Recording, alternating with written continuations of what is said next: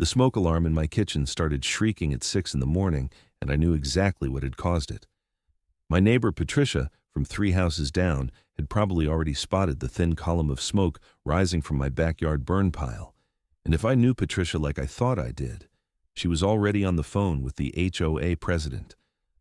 I turned off the alarm, grabbed my coffee, and walked back outside to tend the controlled burn I had started an hour earlier, the orange flames licking at the dry brush and branches I had been collecting since last autumn. My name is Kevin Zimmerman, and I had been living in the Ridgeview Estates development in Prescott, Arizona for about 8 years. The neighborhood was one of those planned communities where every house looked vaguely similar, painted in approved earth tones, with manicured lawns and strict rules about everything from mailbox colors to when you could put your trash cans out. I had purchased my home back in 2018, long before the current HOA board took power, and back then things were relatively reasonable. But over the past 2 years, the board had become increasingly aggressive about enforcement, led by their president, a woman named Deborah Walsh, who seemed to believe her position gave her the authority to dictate every aspect of our lives. The burn pile crackled and popped as I added another armful of dried juniper branches.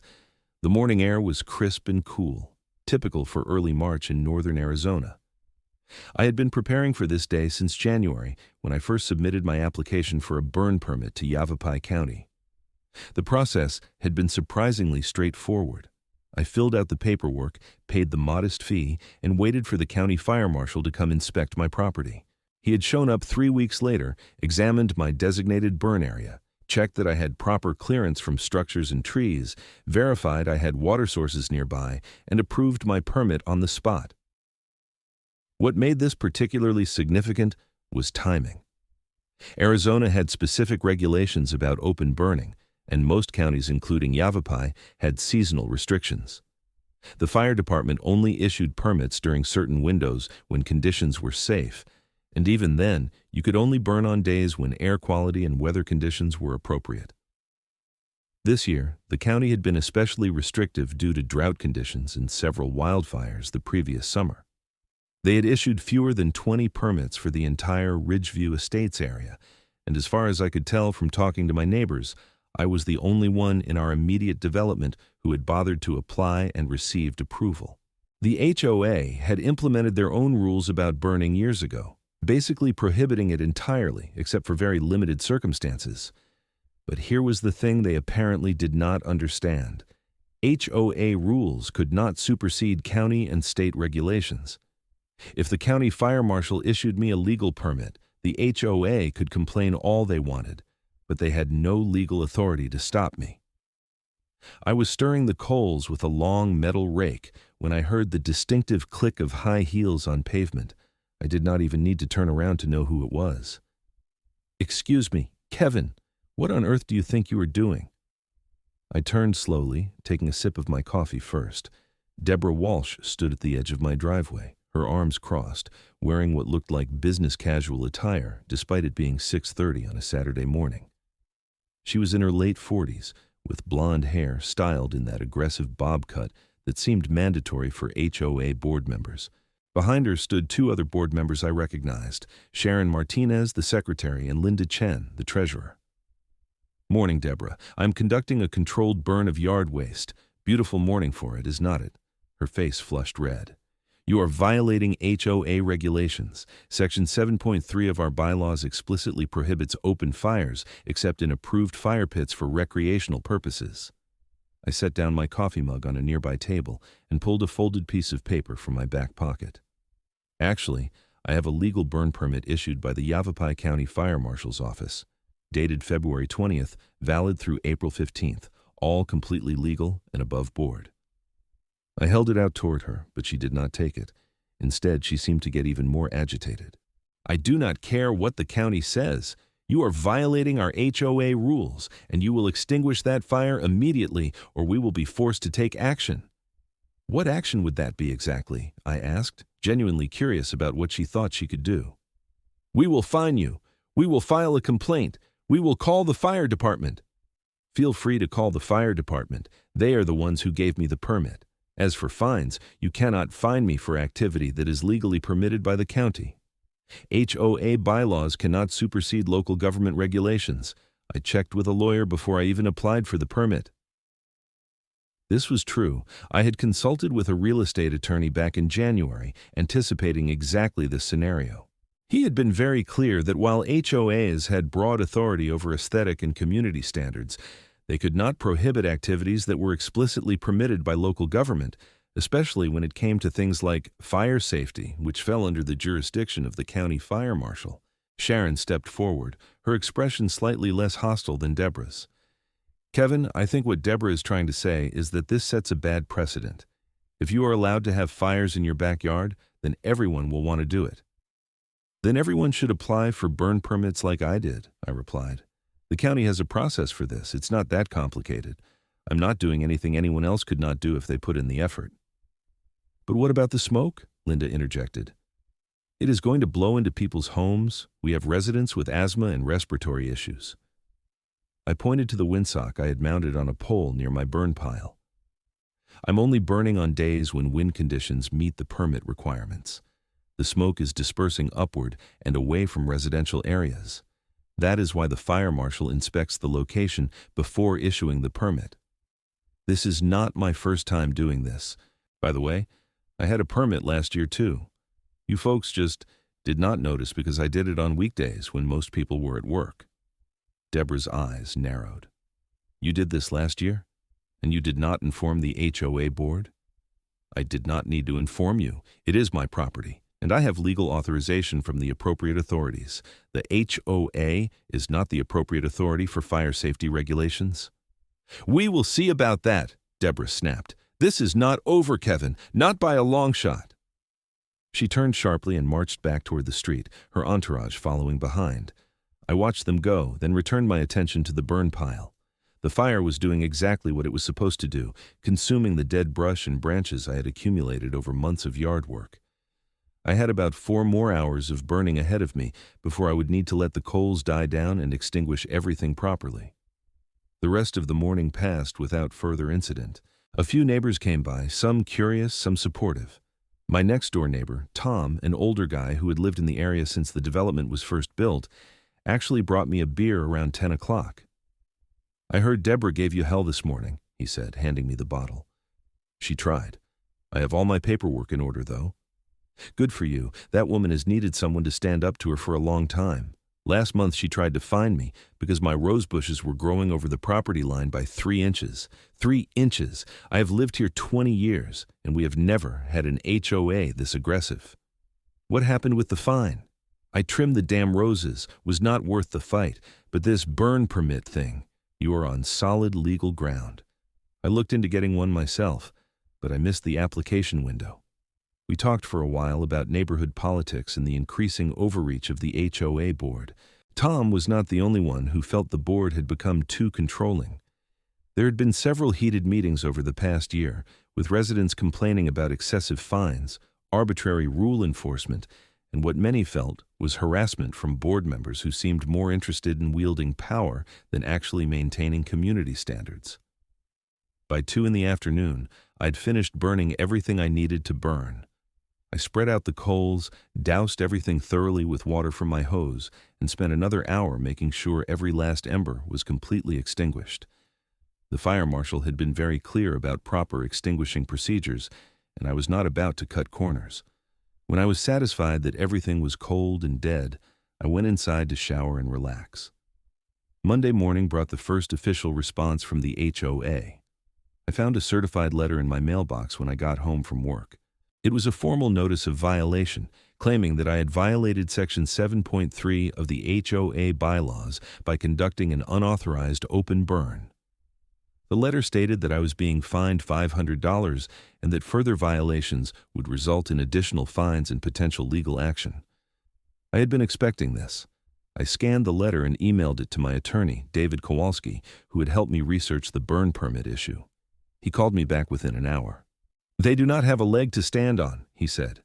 This is exactly what we discussed. Your burn was legally authorized by the county. The HOA cannot fine you for legally permitted activity. So what do I do? Write them a response. Cite your burn permit, reference Arizona Revised Statute 43-944, which addresses HOA authority limitations, and make it clear that you will not be paying the fine. I will draft something for you and send it over tonight. If they want to push this, we will push back, and they will lose. Will it be expensive if this goes to court? It will not go to court. They would be laughed out of any courtroom with this claim. Their attorney, if they have a competent one, will tell them the same thing I am telling you. This is posturing. David sent me the draft response that evening, and I reviewed it carefully. It was professional, but firm, laying out exactly why the fine was invalid and warning that any further harassment regarding legally permitted activities could be considered grounds for a countersuit. I signed it, sent it certified mail the next morning, and figured that would be the end of it. I was wrong. Wednesday evening, I came home to find a notice taped to my front door. The HOA was calling an emergency meeting for Friday night to discuss my burn permit and what they termed unauthorized activities that endanger the community. The notice made it sound like I had been conducting satanic rituals in my backyard instead of burning brush. The meeting was scheduled for 7 o'clock at the community clubhouse, and I made sure to arrive 15 minutes early. The clubhouse was already filling up with residents, far more than usually attended monthly HOA meetings. Word had apparently spread about the conflict, and people were curious. Deborah sat at the head table with the other board members, arranging papers and looking very official. She glanced up as I entered, and I saw something like satisfaction in her expression. She thought she was going to publicly shame me into compliance. The meeting started with standard business items, approving minutes from the last meeting and discussing the budget for landscaping the common areas. Then, Deborah cleared her throat and launched into what was clearly a prepared speech. We now need to address a serious matter that has come to the board's attention. One of our residents, Kevin Zimmerman, has been conducting dangerous open burns in his backyard in direct violation of our community bylaws. This poses a significant fire risk to all our homes and creates health hazards for residents with respiratory conditions. She said all this while looking directly at me. Several people in the audience turned to stare. Mr. Zimmerman claims to have some kind of permit, but the fact remains that our HOA rules prohibit this activity, and those rules exist for good reason. We cannot have people setting fires whenever they feel like it. It is reckless and irresponsible. She paused, clearly expecting me to react. I simply sat there, waiting. The board has voted to fine Mr. Zimmerman $500 for this violation and to seek an injunction preventing any future burns. We take community safety very seriously. I raised my hand. Deborah looked annoyed but nodded at me. May I respond to these accusations? This is not a debate, Mr. Zimmerman. The board has made its decision. Then you should probably make sure your decisions are legal before you make them, I said, standing up. I pulled out copies of my burn permit and the relevant Arizona statutes I had printed out. I have legal authorization from the Yavapai County Fire Marshal to conduct controlled burns on my property during specified dates and conditions. This permit was issued after a thorough inspection by a certified fire safety professional. The state of Arizona does not grant HOAs the authority to prohibit activities that are specifically licensed by county fire officials. I began handing out copies to people sitting near me. Arizona Revised Statute 43-944 Section B clearly states that HOA bylaws cannot restrict the use of a member's property in ways that conflict with federal, state, or local laws. Fire safety is regulated by the county fire marshal, not by homeowner associations. Your fine is invalid, and any attempt to seek an injunction will fail in court. That is your interpretation, Deborah said, her voice rising. Our attorney has reviewed our bylaws and confirmed we have the authority to enforce them. Then your attorney is either incompetent or did not tell you the whole story. I have consulted with a real estate attorney who specializes in HOA law, and he has confirmed that your fine and your threatened injunction are both legally baseless. If you proceed with this, you will lose, and the HOA will be liable for my attorney's fees under Arizona law. The room had gone very quiet. Several residents were reading the papers I'd handed out, and I could see understanding dawning on some faces. An older man near the back stood up. I recognized him as Richard, one of the original residents. Hold on, Deborah. Is what he is saying true? Because if it is, we should not be pursuing this. The HOA cannot afford to lose a lawsuit right now, not with the special assessment we just had to pay for the pool repairs. This is a matter of community safety, Deborah insisted. We cannot simply allow dangerous activities because someone found a loophole. It is not a loophole, I said. It is the law. The fire marshal exists specifically to regulate this kind of activity. They have more expertise in fire safety than any HOA board. If they determined my burn was safe and legal, who are you to override that judgment? Another woman stood up, someone I had seen around but did not know personally. I have to say, I am more concerned about the board overstepping its authority than about Kevin burning some branches. My husband and I tried to install solar panels last year, and the board rejected our application because they did not like how they looked. But Arizona has laws protecting solar installation. Are you going to tell me that was legal? This seemed to open floodgates. Other residents began speaking up, sharing their own stories of what they felt were excessive or arbitrary HOA restrictions. A man described being fined for parking his work van in his own driveway overnight. A woman talked about being denied permission to plant native drought-resistant landscaping because it was not on the approved plant list. The meeting was spiraling away from Deborah's control. "This is not the time for general complaints," Deborah said loudly, trying to regain order. "We are discussing the specific issue of unauthorized burns."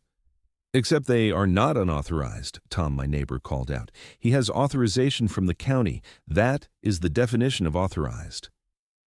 The meeting devolved further from there. Deborah tried to move forward with other business, but residents kept returning to questions about the board's authority and whether other HOA rules were legally enforceable.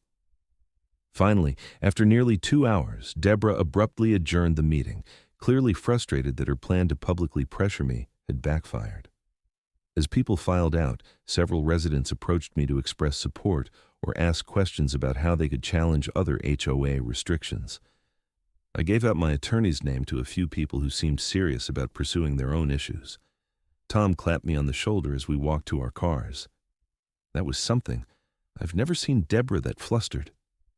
She brought it on herself. If she had just left me alone, none of this would have happened. Think she will drop it now? I hope so, but I have a feeling she's too stubborn for that. I was right. The following Tuesday, I received another certified letter. This one informed me that the HOA was placing a lien on my property for the unpaid $500 fine, plus an additional $250 in administrative fees and legal costs. A lien meant they were claiming a legal right to my property for the unpaid debt, which could theoretically prevent me from selling or refinancing until it was resolved. I called David immediately. Basri. "They are really committed to being stupid about this," he said after I read him the letter. "Okay, here's what we're going to do. We are going to file a lawsuit against the HOA for harassment and improper use of their authority. We will ask the court to invalidate the fine, remove the lien, and award you attorney's fees. This is going to cost them a lot more than if they had just dropped it. How much is this going to cost me? I will do it on contingency for the attorney's fees and bill you a flat rate for the rest. $3,000 should cover it. But we are going to ask for triple that in damages, plus all fees, so you should come out ahead. Do it. I am tired of being pushed around." David filed the lawsuit the following week. The complaint was thorough and brutal, laying out exactly how the HOA had overstepped its authority and violated Arizona statutes governing HOA conduct. It cited specific instances of harassment, including the invalid fine, the threatened injunction, and the wrongful lien. It also included testimony from several other residents about their own experiences with board overreach, building a pattern of behavior. The HOA's attorney responded with a motion to dismiss, arguing that the HOA had broad discretion to enforce its bylaws. David filed a counter-motion, and the judge scheduled a hearing for early May. In the meantime, brush season continued. My burn permit was valid through mid-April, and I had more yard waste to dispose of. On the third Saturday in March, I started another controlled burn. This time, I made sure to document everything carefully, taking photos and videos of my setup, the wind conditions, and the controlled nature of the fire. Deborah showed up within 30 minutes, and this time she had brought someone with her. A man in his 30s wearing khakis and a polo shirt stood beside her, holding a professional-looking camera. "I'm documenting this violation," Deborah announced. "This will be evidence in our legal proceedings." "Document away," I said. "Make sure you get footage of the windsock, the fire extinguishers, the cleared perimeter, and the water hoses. I want the judge to see how seriously I take fire safety." The man with the camera looked uncomfortable. "Madam, it actually does look pretty well controlled." "Just film it, Brad," Deborah snapped. They stayed for about 10 minutes, filming from multiple angles, then left. I continued tending the fire, adding brush gradually and making sure everything burned completely. Several neighbors came by to watch, some offering support, others just curious about the drama. Around noon, a fire truck pulled up. 2 firefighters got out and approached my property. My heart rate increased slightly. Had Deborah actually called them? "Good morning," the older firefighter said. "We got a call about an unauthorized burn. Can I see your permit?" I pulled out my permit, which I had been keeping in my back pocket all morning. The firefighter examined it carefully, then looked at my burn setup. He walked around the perimeter, checked the wind direction, and examined my safety equipment. "Everything looks good here," he said, handing back the permit. "You are well within regulations. Who called this in?" "Probably my HOA president. She is not happy about the permit." The firefighter shook his head. "People need to understand that these permits exist for a reason. We would rather have people burn safely and legally than try to do it secretly or haul everything to the dump. You are doing this right." "Tell that to my HOA." "Not our jurisdiction, unfortunately. But for what it is worth, we will note in our report that this was a legal, properly conducted burn. Might help if it goes to court." They left, and I felt vindicated. The fire department itself had confirmed I was doing everything correctly. I made sure to get the report number from dispatch later that day. The court hearing was scheduled for May 8th. David had prepared extensively, and he had also subpoenaed several documents from the HOA, including their meeting minutes, financial records, and correspondence about my burn permit. What he found was illuminating. "They have been talking about you in board meetings since January," David told me a few days before the hearing. "The minutes showed Deborah expressing concern about your permit application before you even got approved. She tried to get the board to file a preemptive complaint with the county to block your permit, but their attorney advised against it. So she knew from the beginning that I had legal authority. She knew, and her attorney told her not to pursue it, but she did anyway. That's going to look very bad for them. It shows a pattern of intentional harassment despite legal advice to the contrary." The morning of the hearing, I put on my best suit and met David at the Yavapai County Superior Court. The HOA was represented by their attorney, a tired-looking man named Gerald Pritchard, who I had seen at a few HOA meetings. Deborah, Sharon, and Linda were also present. The judge, a woman named Patricia Sandoval, called the case and asked for opening statements. David went first, laying out our case clearly and methodically.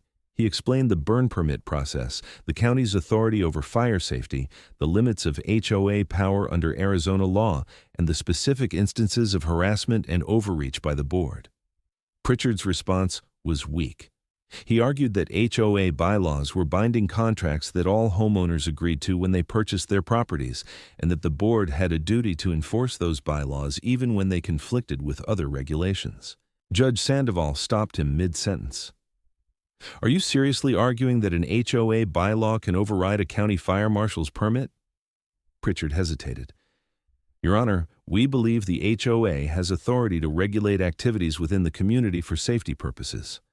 The county fire marshal regulates fire safety. That is literally their job. Do you have any legal precedent for an HOA successfully enforcing a restriction that directly contradicts a county permit?" "Not at this time, Your Honor, but we believe the principle of contract law supports our position. Contract law does not allow parties to contract around public safety regulations. If it did, we could all just sign waivers and ignore building codes." She turned to David. "Counselor, I assume you have case law supporting your position." David did, extensively. He cited several Arizona cases where courts had ruled that HOA bylaws could not supersede government regulations, particularly in areas related to health and safety. He also presented evidence of the HOA board's knowledge that their actions were legally questionable, including the meeting minutes where their own attorney had advised against pursuing the matter. Judge Sandoval reviewed the documents, then looked at Deborah and the other board members. "Did your attorney advise you that pursuing this fine was legally problematic?" Deborah shifted in her seat. "He expressed some concerns, but we felt it was important to enforce our community standards." "So you knowingly proceeded with an action your attorney told you was legally questionable, fined Mr. Zimmerman $500, and then placed a lien on his property." "We were trying to protect the community." "From what? From legally permitted activity conducted by a homeowner who went through the proper channels and obtained official authorization from the fire marshal? That's not protection, Ms. Walsh. That is harassment." The judge's tone made it clear which way this was going. Pritchard tried to salvage something by arguing that the HOA had acted in good faith based on their interpretation of their bylaws, but Judge Sandoval was not having it. Her ruling was swift and decisive. The fine was invalidated. The lien was ordered removed immediately. The HOA was ordered to pay my attorney's fees, which David had documented at $7,500. Additionally, the judge awarded me $5,000 in damages for harassment and improper use of HOA authority. She also issued a temporary restraining order preventing the HOA from taking any further action against me regarding the burn permit. "I am appalled that this case ever made it to my courtroom," Judge Sandoval said. "Mr. Zimmerman did everything right. He researched the law, obtained proper permits, consulted with an attorney, and conducted his activities safely and legally. Instead of respecting that, your board chose to harass him and waste everyone's time and money. This is a cautionary tale about HOA overreach, and I hope other boards in this county are paying attention." She banged her gavel, and it was over. David and I walked out of the courtroom, and I felt like a weight had been lifted. Not only had I won, but I had won decisively, and the HOA was going to pay for their stubbornness. "That was one of the most satisfying hearings I've ever been part of," David said. "The judge absolutely destroyed their argument." "What happens now?" "They have 30 days to pay the judgment. If they do not, we can go after the HOA's assets. Given that they are a non-profit organization managing community funds, they will pay. They have no choice." We celebrated with lunch at a local restaurant, and I felt genuinely happy for the first time in months. The stress of fighting with the HOA had been wearing on me more than I had realized. But the story was not quite over. 2 weeks after the judgment, I received an envelope in the mail from the HOA. Inside was a check for $12,500, covering the damages and attorney's fees, along with a very brief note on official HOA letterhead stating that the lien had been removed and the matter was resolved. There was no apology, no acknowledgement of wrongdoing beyond what the court had ordered. Just a check and a terse confirmation. A few days later, Tom came by with interesting news. "There's a recall petition going around. A bunch of residents are trying to remove Deborah and the rest of the board." "Seriously?" "Completely serious. After what happened in court, people are furious. Not just about you, but about everything. The solar panels, the parking restrictions, all of it. Your case was the last straw. Plus, people are not happy about the HOA having to pay out $12,000 because Deborah could not let something go." "Do they have enough signatures?" "They need 30% of homeowners to trigger a recall vote. Last I heard, they were at 28% and climbing." The recall election was scheduled for late June. I watched from the sidelines as the community divided into factions. Deborah and her supporters argued that the board had been trying to maintain standards and that residents needed to follow the rules. The recall supporters argued that the board had become tyrannical and was wasting community money on frivolous disputes. The election was not even close. All 3 board members were recalled by margins of more than 70%. A new board was elected, including Richard, the older resident who had spoken up at the meeting, as president. Tom was elected to the board as well. One of the new board's first actions was to revise the HOA bylaws to align them with county and state regulations. They explicitly removed the prohibition on controlled burns for homeowners with valid county permits. They also revised dozens of other rules that had been deemed excessive, creating more reasonable standards for things like landscaping, parking, and exterior modifications. I burned one more time in early April, using up the last of the brush season before my permit expired. This time, nobody complained. A few neighbors even came by to ask me about the permit process, interested in getting their own permits for the following year. As I tended that final fire of the season, watching the flames consume the dead wood and sending smoke curling up into the clear Arizona sky, I reflected on everything that had happened. I had not set out to start a war with my HOA. I had just wanted to legally dispose of yard waste on my own property. But when faced with unreasonable authority exercised arbitrarily, I had stood my ground, and it had made a difference not just for me, but for the entire community. The new HOA board operated differently. They focused on actual community improvement rather than petty enforcement. They communicated with residents instead of dictating to them. They respected the law and the limits of their authority. It was not perfect, but it was a massive improvement. Deborah disappeared from community activities entirely after the recall. I heard through the grapevine that she and her husband were considering moving, unable to handle the social consequences of her failed power play. I did not take any pleasure in that. I had not wanted to destroy anyone's life. I had just wanted to burn some brush legally. Tom and I became good friends through the whole ordeal. We would sit on my back patio in the evenings sometimes, drinking beer and talking about neighborhood gossip and life in general. One evening in late July, after the drama had fully died down, he raised his bottle in a toast. To standing up for what is right, even when it is easier to just go along, I clinked my bottle against his. To knowing the law and not being afraid to use it. We drank, and I looked out at my clean backyard, free of the brush and debris that had accumulated over the past year. Next spring, I would apply for another burn permit. I would follow all the proper procedures, document everything carefully, and conduct my burns safely and legally. And if anyone tried to stop me, I would know exactly what to do. The funny thing about the whole situation was how it could have been avoided. If Deborah had just let me burn my brush in peace, none of this would have happened. She could have remained HOA president. The board would not have been recalled. The HOA would not have had to pay out $12,000. All she had to do was nothing. But people like Deborah could not do nothing. They saw someone doing something they did not like, something that threatened their sense of control, and they had to act. They had to exert their authority, prove their power, make sure everyone knew who was in charge, and in doing so, they overreached so badly that they lost everything. There was a lesson in that, though I was not sure Deborah had learned it. The lesson was that power has limits, authority has boundaries, and when you push beyond those boundaries, eventually you will encounter someone who pushes back.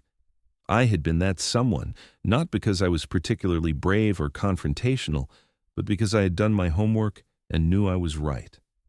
The legal system had worked the way it was supposed to work. The county had a process for burn permits, and I had followed it. The courts had rules about HOA authority, and they had enforced them. The community had democratic mechanisms for removing bad leadership, and residents had used them. It was not dramatic or revolutionary. It was just people using the systems that existed to protect their rights and correct injustices. As summer turned to fall, life in Ridgeview Estates settled into a new normal. The new HOA board was competent and reasonable.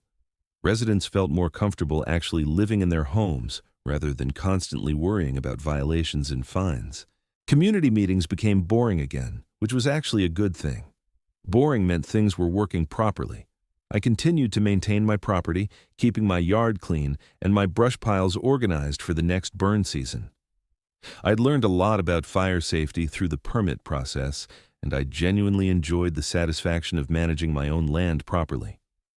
There was something primal and satisfying about fire, about watching nature's debris return to ash and knowing you were doing it safely and responsibly. In October, I ran into Deborah at the grocery store. It was the first time I had seen her since the court hearing. She was in the produce section, examining avocados, and I came around the corner with my cart before I realized who it was. For a moment, we just looked at each other. "Hello, Deborah," I said, keeping my voice neutral. "Kevin."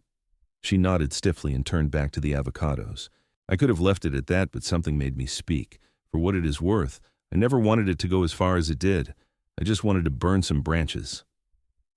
She was quiet for a moment, then said, "You made me look like a fool." "You made yourself look like a fool. I just defended my legal rights." "You could have compromised. You could have worked with the board." "I did work with the appropriate authorities, the fire marshal, the county. That is who you work with for fire safety issues, not an HOA board." She set down the avocado she had been holding.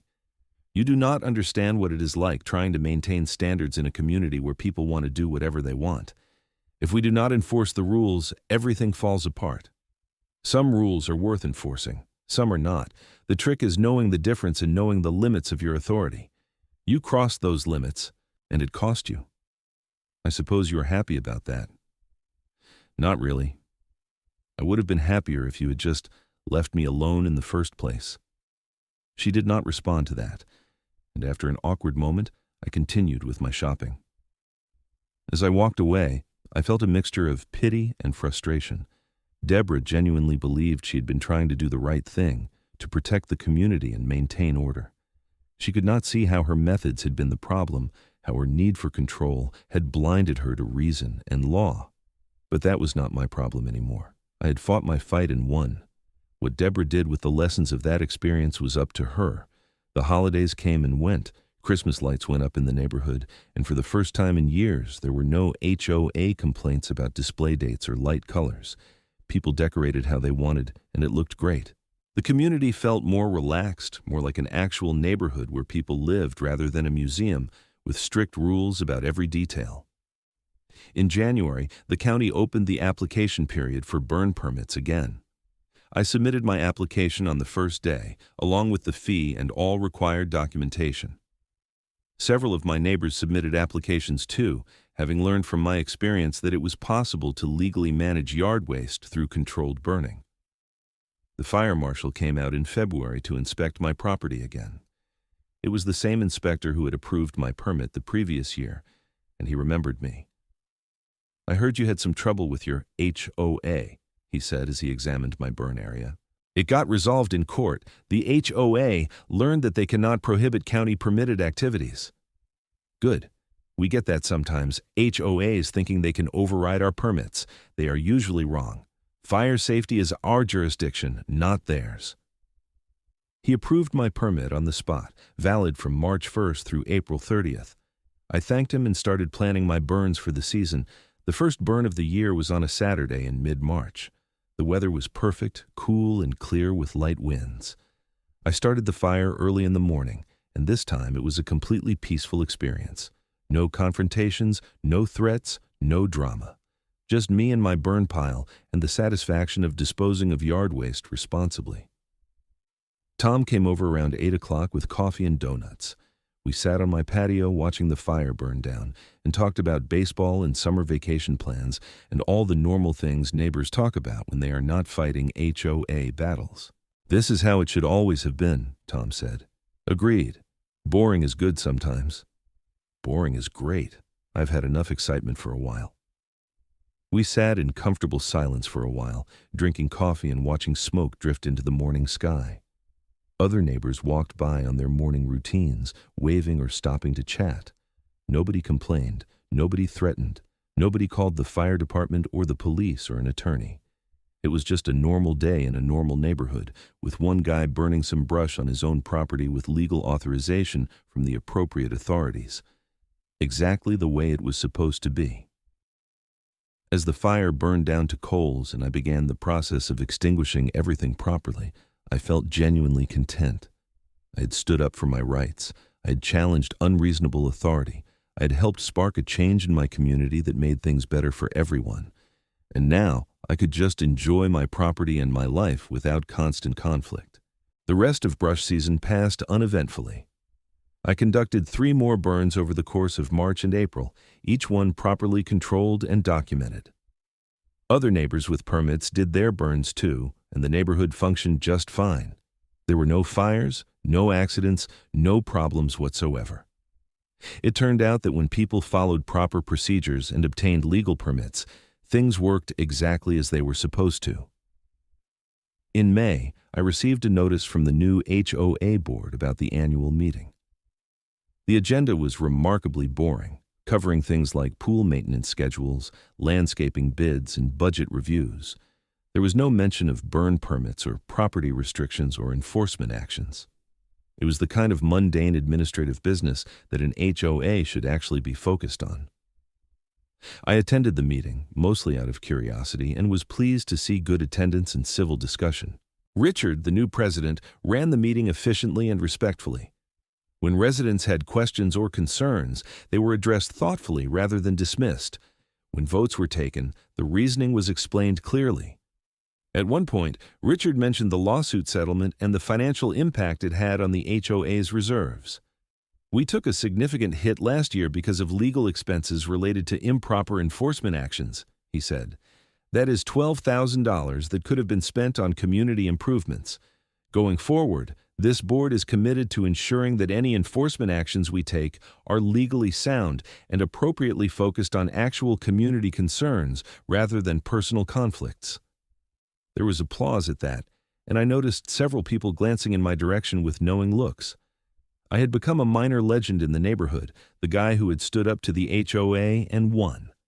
It was a reputation I had never sought, but did not entirely mind.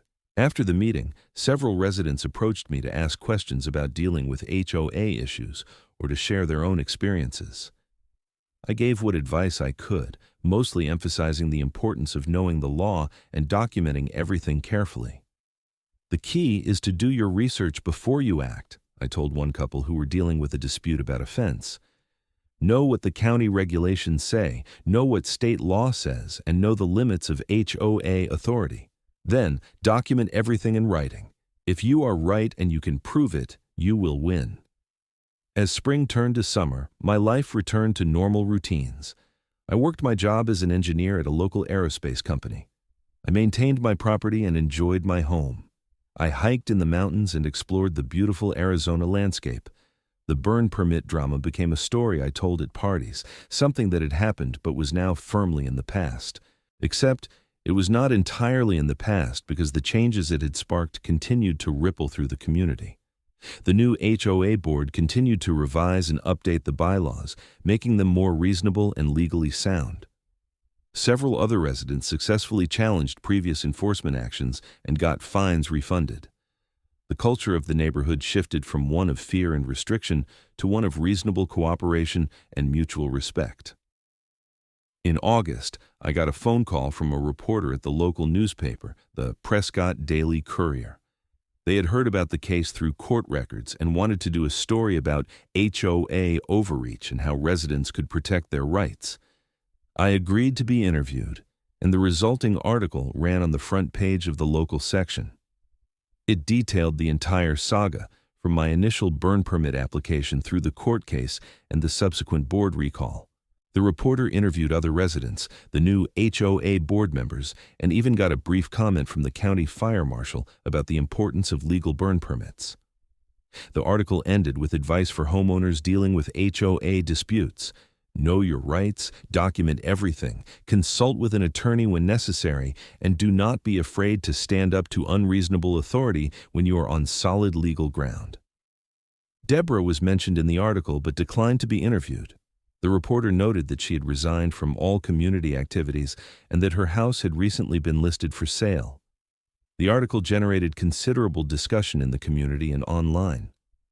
The newspaper's website received hundreds of comments, most supportive of my position, some critical, a few just enjoying the drama. Local news picked it up, and I even did a brief television interview with a Phoenix station about HOA reform. For a few weeks, I was somewhat famous in the Prescott area, recognized at restaurants and stores as that guy who fought the HOA. It was amusing and slightly embarrassing, but the attention eventually faded as other stories took its place in the news cycle. By fall, everything had truly settled down. The changes in the community were permanent. The new HOA board was working well. Residents felt empowered to actually use and enjoy their properties. And I had a stack of firewood and brush ready for the next burn season. As I sat on my patio one evening in October, watching the sunset over the mountains and sipping a beer, I reflected on everything that had happened over the past year and a half. It had been stressful and frustrating at times, but ultimately worthwhile. I had learned a lot about the law, about standing up for yourself, and about the importance of community engagement. I had also learned that sometimes the most effective form of rebellion is not dramatic or violent, but simply insisting on your legal rights and refusing to back down when you are right. I had not set out to be a revolutionary or a reformer. I just wanted to burn some brush. But by standing firm on that simple legal activity, I had helped change my entire community for the better. As the stars came out and the air cooled, I raised my beer bottle in a silent toast to myself, to reasonable HOA boards everywhere, to county fire marshals who do their jobs well, and to the simple satisfaction of burning yard waste legally on your own property without anyone giving you grief about it. It was a small victory in the grand scheme of things, but it was mine, and it mattered. Sometimes that is enough. The next morning, I woke up to a beautiful Arizona day and went about my normal Sunday routine. I worked in the yard, cleaned out the garage, and organized my tools. I checked my brush pile, noting that I had accumulated quite a bit of material over the summer and fall.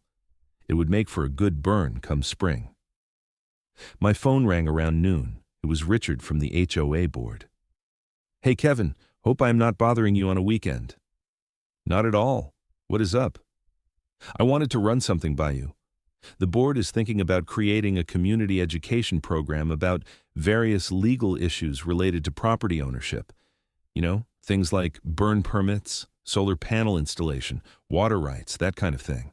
We thought maybe you would be willing to speak at one of our sessions about your experience with the burn permit process." I considered it. Public speaking was not really my thing, but it seemed like a worthwhile cause. "Sure, I could do that. What did you have in mind?" "Maybe a session in January or February before burn season starts. We could invite residents to learn about the permit process, fire safety, and their rights regarding HOA restrictions. It could help prevent future conflicts and empower people to use their property responsibly." "That sounds good. Count me in." "Great. I will be in touch with details. And Kevin, thanks again for everything you did last year. I know it was not easy, but it really made a difference." After we hung up, I felt good about the conversation. Turning my experience into education for others seemed like a positive way to close out the whole saga. January came, and with it, the community education session. About 40 residents showed up at the clubhouse on a Thursday evening to hear me talk about burn permits. I had prepared a presentation with photos of my burn setup, copies of the permit application, and information about relevant regulations.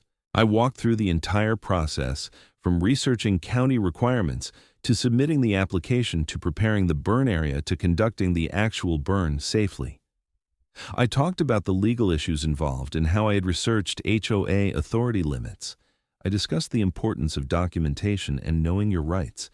The question and answer session lasted nearly an hour, with residents asking about everything from specific fire safety techniques to how to handle HOA disputes in general. I shared what I had learned, emphasizing that the key was to be informed and to work within the system rather than against it. Several people approached me after the presentation to thank me personally or to ask for more specific advice about their situations. I gave out my attorney David's contact information to a few people who seemed to need professional legal help. As I was packing up my materials, Tom came over looking thoughtful. "You know, you are pretty good at this.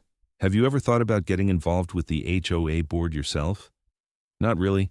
I've had enough HOA drama to last a lifetime." "Fair enough. But think about it. People trust you. You know the law. You could help make sure we stay on the right track." I promised to think about it, though I was not seriously considering it at the time. I had no desire to spend my evenings at board meetings and dealing with neighborhood disputes. But as February came and the burn season approached, I found myself paying more attention to HOA matters and thinking about community governance. Maybe Tom had a point. Maybe the best way to ensure the HOA did not slide back into overreach and pettiness was for reasonable people to stay involved and engaged. I submitted my burn permit application for the new season and received approval in early March, my third year burning legally on my own property. It had become routine now, which was exactly how it should be. On the first burn day of the season, I started the fire at dawn as usual. The The smoke rose into the clear morning air, and I felt the same satisfaction I always did when disposing of yard waste responsibly. Tom came over with coffee, and we sat watching the fire together. "Another season," he said. "Another season," I agreed. "Think there will ever be any more drama about it?" "I doubt it. We have got a good board now. People understand the law, and the whole community learned from what happened. Sometimes people need to see someone stand up and fight before they realize they can do it too." "You going to run for the board when Richard's term is up?" "Maybe. Ask me again next year." We sat in comfortable silence, drinking coffee and watching the fire. In the distance, I could see smoke from another neighbor's burn, someone else exercising their legal right to manage their property. It was a sign of a healthy community, people taking responsibility and working within the system. As the fire burned down and I prepared to extinguish it properly, I thought about how far things had come in just 2 years. From conflict and confrontation to cooperation and community education. From ignorance about the law to widespread understanding. From an overbearing HOA board to a reasonable one. All because I had wanted to burn some brush. It was a reminder that individual actions matter, that standing up for your rights makes a difference, and that communities can change for the better when people engage thoughtfully and legally with the systems that govern them. I doused the last of the coals with water, stirred the ashes, and made sure everything was cold and dead. Another successful burn, another pile of brush reduced to ash, another season underway. Life in Ridgeview Estates continued, peaceful and ordinary, exactly as it should be. And somewhere in my garage, carefully filed away, was my burn permit, my shield against unreasonable authority, and my reminder that knowledge and persistence can overcome even the most stubborn opposition. I walked back into my house, satisfied with the morning's work and looking forward to whatever came next. The drama was over, the battles were won, and life was good. And that, really, was the whole point.